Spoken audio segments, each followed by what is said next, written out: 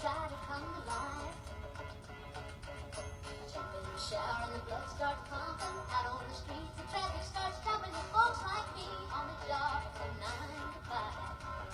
Working 9 to 5. What a way to make a living. Barely getting by. It's all taking and no giving. They just use your mind and they never give you credit. It's another. Welcome back, Office Hours Live.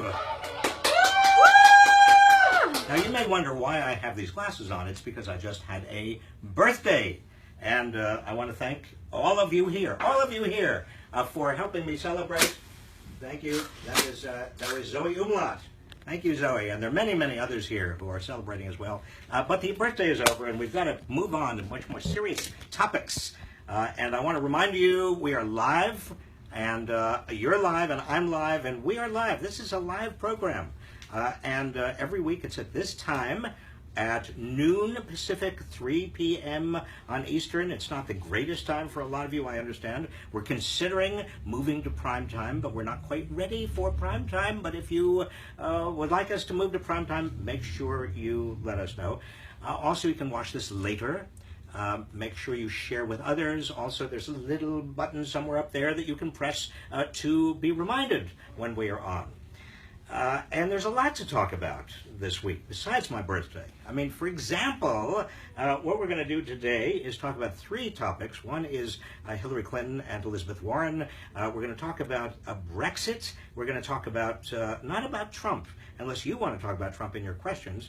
We'll talk about the Supreme Court, several important Supreme Court decisions. And so, number 1, which would be, is this going to be the ticket? Is this going to be a Clinton-Warren ticket? Well, I'll tell you, I've been around politicians for years, and I saw the chemistry between the two of them Monday in Cincinnati, and it looked like they were not only getting along very well, but I liked the way they interacted. I also, in terms of my own values, and maybe your values, I liked what I heard from both of them, because not only was Elizabeth Warren, but Hillary Clinton sounded more and more like Elizabeth Warren, and even like Bernie in terms of a very progressive message. So I think it's smart, and it would be smart for Hillary to team up with Elizabeth Warren. What do you think? Do you agree with me? Many political pundits I talk with, many political operatives in Washington say no. It would be a terrible idea. There is no way America is going to vote for 2 women. I think they're wrong. You know what I remember in 1992 when Bill Clinton teamed up with somebody who was very much like him, same demographic, a rather young man named Al Gore, and a lot of pundits said, no, you ought to get somebody who is different, who is older, or looks different, or is a different part of the country. But Al Gore from Tennessee, Bill Clinton from Arkansas proved a very good combination. I think the same is true of Hillary Clinton and Elizabeth Warren. But what does that have to do with Brexit? Well, it doesn't have anything to do with Brexit except one thing. Look, there's been a lot of kind of hyperbole over Britain's decision last Thursday to exit from the European Union. And I understand it came as a big surprise. Most people had not predicted it. I hadn't predicted it. Does it mean the sky is falling? No. The stock market had a rough day on Friday. It is doing better and better today. I think the economic implications for the United States in the short term are actually rather good, because it means that a lot of money is going to be coming to the United States as a safe haven, and that means the dollar goes up, and that means everything we buy from abroad is cheaper. If you're planning a vacation abroad, you might as well, think about it even more than you're thinking about it now. Also, interest rates are going to be kept down in the United States because of all of that money coming into the United States. So in the short term, it's fine. In the longer term, I'm concerned not only because it increases the likelihood of a recession in Europe and in Britain, but I'm concerned because of what it symbolizes. The post-war experiment in European unification was a very important experiment, not only economically and socially, but also politically. It was the foundation for NATO. We need a united Europe. I mean, for selfish reasons we do, and also I think it's too bad that the bureaucrats in Brussels just didn't understand how to do it and make people feel like they were part of it.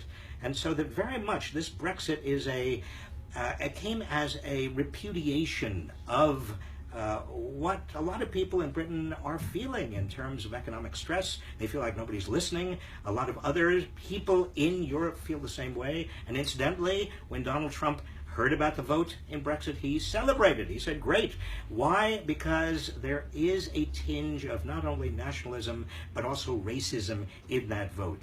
Some people in Britain voted to get out of Europe because they were afraid that Turkey was coming into Europe, and there are already a lot of people in Europe that they didn't want to come over to Britain, and they didn't want their borders open. And that kind of fierce exclusionary nationalism is growing. More about that later, but let me just move on quickly to the Supreme Court. So there are two big Supreme Court decisions, one that I think we can celebrate, and that is on abortion, and the other one that is a real problem with regard to immigration. First of all, on immigration. Now, the Supreme Court actually didn't decide anything. It just split 4-4, and that's one of the big problems of having an 8-person Supreme Court with 4 Republican nominees and 4 Democratic nominees. It's going to split on a lot of issues, which means that the lower court decision striking down President Obama's executive order on immigration stood. Which means the executive order is struck down, which is insane. I mean, all the executive order did was announce what we all understood anyway, and that is that the executive has some discretion over setting priorities in terms of how laws are going to be enforced. In this case, the immigration laws. And it was not going to be enforced against parents of children born in the United States and so on, even if they were born in the United States illegally. But the Supreme Court, by basically splitting, by being deadlocked, that lower court is determining the fates of millions and millions of people who are here in the United States working very hard.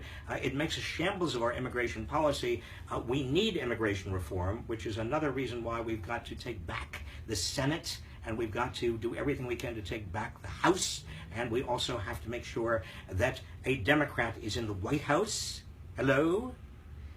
But here, the interesting thing about the abortion decision, which basically struck down Texas's very anti-abortion set of regulations, saying that women had to have, every abortion clinic had to be outfitted like a hospital and all that. I mean, Texas said it was all about women's health, but what the Supreme Court understood is that that was a pretext. It was hypocrisy. What Texas really wanted to do is make sure that women could not have abortions, and abortions were becoming almost impossible to have in Texas. Other states were following the same hypocritical route, and the Supreme Court says, no, that is absolutely, this is not about women's health. This is about anti-abortion, and that's not allowed under Roe against Wade. We've already made that decision, folks, and the Supreme Court is right. And today, in the wake of the yesterday decision, already several states, Mississippi, Alabama, Wisconsin, their anti-abortion, so-called women's health rules and regulations and laws are reaching legal dead ends.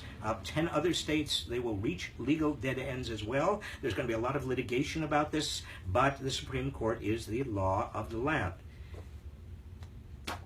So partly good news today, right? I mean, it's not as gloomy and doomy as it was in past weeks. So let's have your questions, and your questions beginning right now. I think the House sit-in was lame, says Shirley McKinnon. Am I missing something? I didn't think the House, you're talking about the House sit-in the other day over a failure to even provide the Democrats with an opportunity to vote on the most modest kind of gun legislation. I mean, this was gun legislation that said essentially people who are on the no-fly list because they're suspected terrorists should be on a no-buy list and shouldn't be able to get guns. And that's just is that a really powerful piece of gun legislation? No, but nevertheless, the Republicans would not even allow a vote on this modest, little, tiny, micro piece of reform. And so the House members, I think it's really a sad testament of the powerlessness of the Democrats in the House of Representatives. I mean, you have to have a sit-in. I remember having a sit-in. I had a sit-in in 1965. I was in a sit-in in New England over one particular restaurant's reluctance or refusal to serve African Americans. That was a sit-in. You did that because you either lacked power or you needed other people to join you who lacked power so you could win over public sentiment, so you could make headlines. But for the Democrats in the House to have a sit-in over failure to be able to vote on such a paltry little piece of anti-gun legislation is really sad. Lame. All right. Greg Waters, what's your response to the Senate Republicans that voted nay to the gun proposals, and how would you propose we go forward? Isn't this just more proof that our Congress and political system is bought and paid for by special interests such as the National Rifle Association? Greg, you are right. I mean, that's the whole issue. We've got to get the special interests, particularly the money interests, like the big gun manufacturers, by the way, who are in back of the NRA. We've got to get them out. We've got to get big money out of politics. Greg? That's the step forward. That's the first step forward. That is what Bernie Sanders' campaign mostly represents, or represented, whether you want to use the present tense or the past tense. Nobody is talking about the gun manufacturers. The gun manufacturers are the power behind the National Rifle Association. They are making huge amounts of money. All right, Hannah Humans. Why is it so difficult to remove weapons of mass destruction, which I believe armor-piercing bullets and automatic weapons are in most cases? Why can't regulators and regulations be placed on the gun industry? Hannah, we just talked about that. I mean, the NRA is very powerful. I was there in the Clinton administration when we passed, Congress and the Clinton administration passed, the first and only assault weapons ban in 1994. And you would have thought, from the ravings and hollerings of the NRA, that we had just declared World War III. And they, in fact, declared World War III on the Clinton administration, which is why a lot of people say that Democrats lost the House and the Senate in the midterm elections of 1994. And that loss scared Democrats to their bones. They did not want to vote on any other gun legislation. In fact, when the assault weapons ban was over, I mean, it was just a 10-year ban, and when it was over, it was not renewed in 2004. Why? Because a lot of Democrats and certainly Republicans didn't have the courage to renew it. Well, I hope they have the courage. You know, you have some power here. You do. I do too. All of us do. We can hold our representatives and our senators accountable. We can find out where they stand on guns. And if you are in a state where your representative, a district, and also a state where your senators are not supporting reasonable, sensible, common sense gun regulation, get them out of there. Boot them out. Vote them out. Be an activist. Cleary Rogers, do the recent Supreme Court decisions on abortion and affirmative action actually diminish the argument that a ninth justice is needed before the election? Well, certainly on abortion. I mean, the fact that Justice Kennedy voted with the Democratic appointees means that even if Republicans eventually get a chance to vote their own justice in to replace Antonin Scalia, which I hope doesn't happen, we're still going to have a majority for abortion. Justice Kennedy, as long as Justice Kennedy is there, and as long as we have 4 Democratic appointees, I think Roe v. Wade is pretty safe for now. On other issues, no. We've got to make sure that either Republicans do have a vote on Merrick Garland. This is unprecedented, by the way. The fact that the Senate, or Republican Senate, or any Senate would not vote for a year on a president's nominee, or we've got to make sure that we get a Democrat in the White House, and we get a Democratic Senate, and we get a Supreme Court justice committed to overruling Citizens United, and also a Supreme Court justice that is sensible, that is on the side of the people rather than the powerful. Quentin Kermeen, the media is totally ignoring the lack of a vote on Judge Merrick Garland. This should be the top of the news daily. I agree. I mean, it's, you know, what the cynical Republican position is, we don't have to hold a vote because the public has the attention span of a newt. And so, I mean Newt Gingrich. And so if nothing is done, the public, the press is not going to say anything, let's just do it. Well, they should be held accountable. There should be continuous a vigil. I mean, you know, if you're there, I mean, if you care about this issue, why not go to Washington and hold a vigil outside the Supreme Court, or outside, actually, it should be outside the Senate, not the Supreme Court, and say to the senators and every news reporter you can get, why aren't they doing their job, the Republicans in the Senate? Aaron Johnson, who gains from Brexit on the elite power level? The top 1% are just opportunistic politicians. Well, certainly opportunistic right-wing politicians who want to fan the flames of xenophobia and nationalism of a certain racist bent, they certainly are gaining from Brexit. The elites in Europe probably are not gaining. In fact, if Europe goes into a recession, although their savings are very well preserved and parked every place around the world where they're not going to be touched, nevertheless, the elites in Europe depend on a healthy European economy, and so they're not going to do as well as they would otherwise.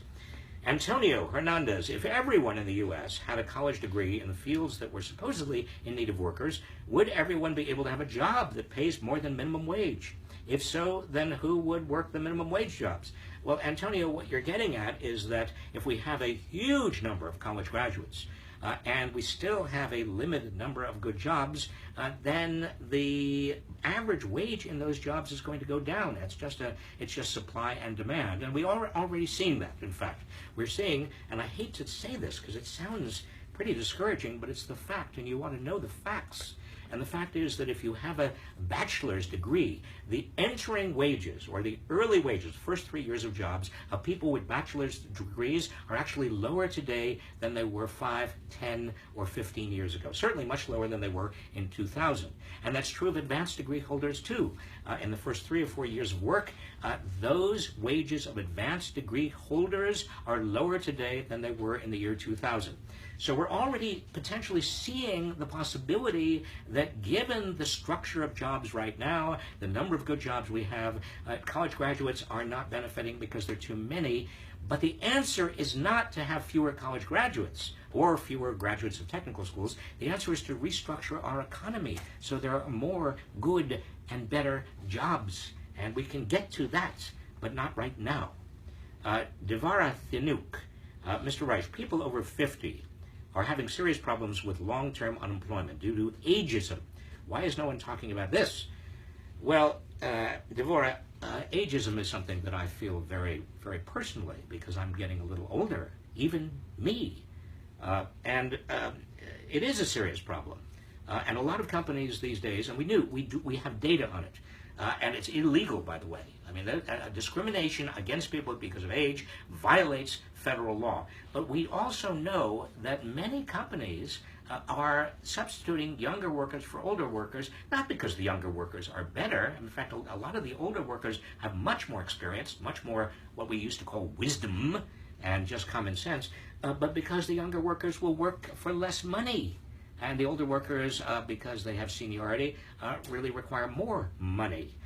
And so ageism really does have to be attacked. There are civil lawsuits you can mount. If you, Devora, if you think that you are a victim of ageism or you are being discriminated against, you can, right now, you can mount an individual action or class action. You can go to the Equal Opportunity Employment Commission and you can register a complaint.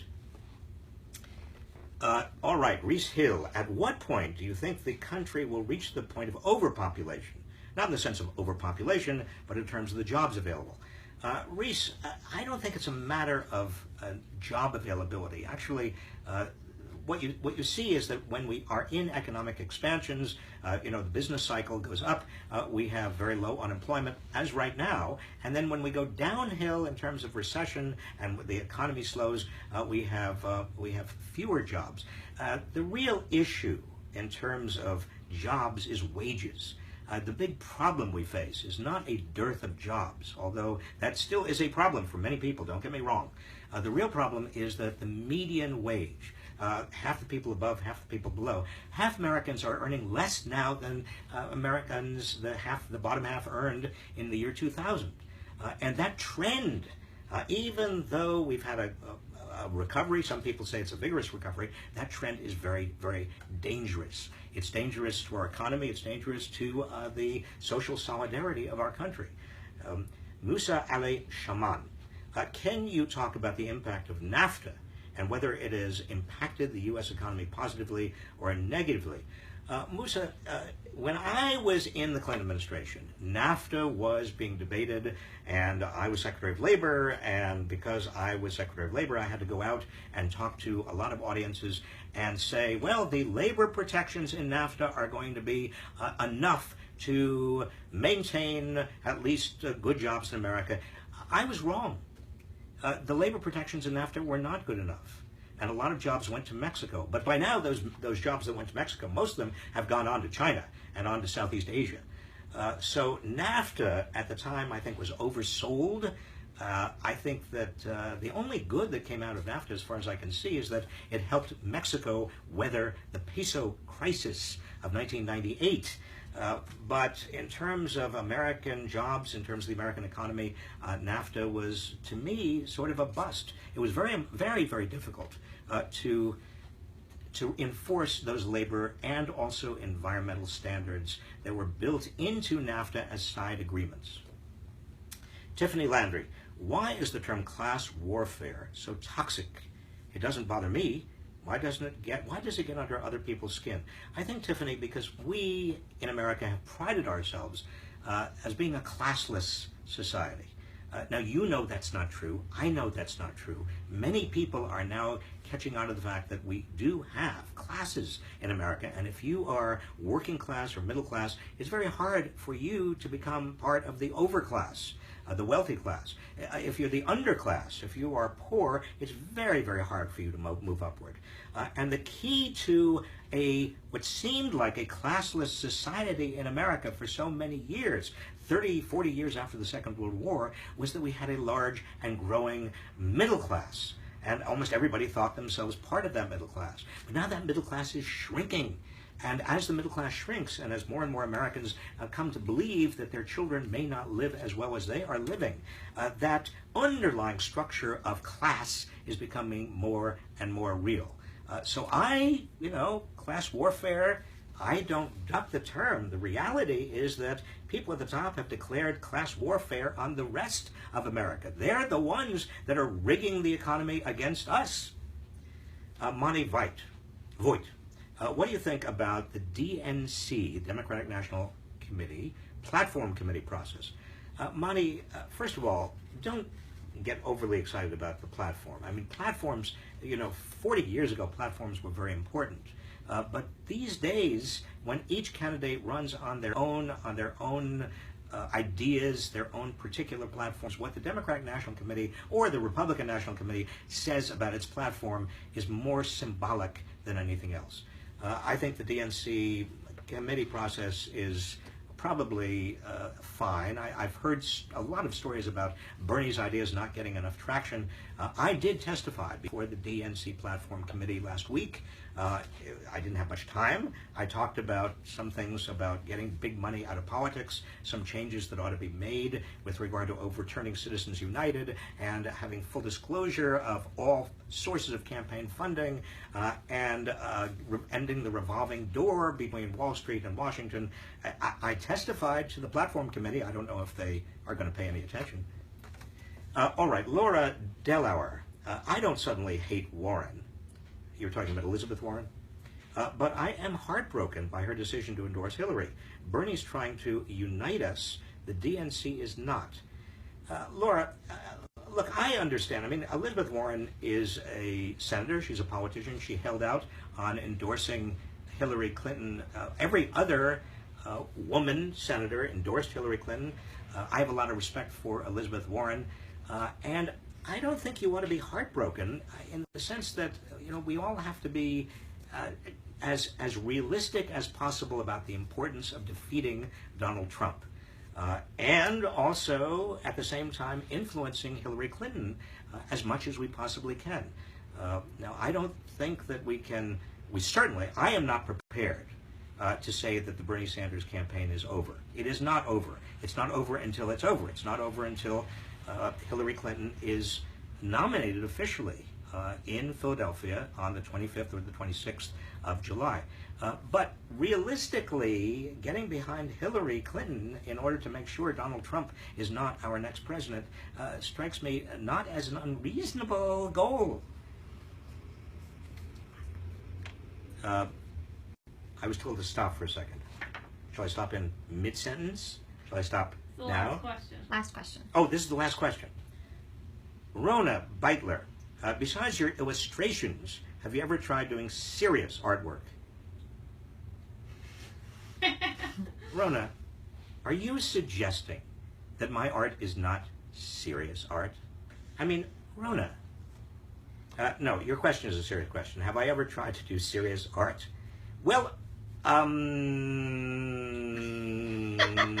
no.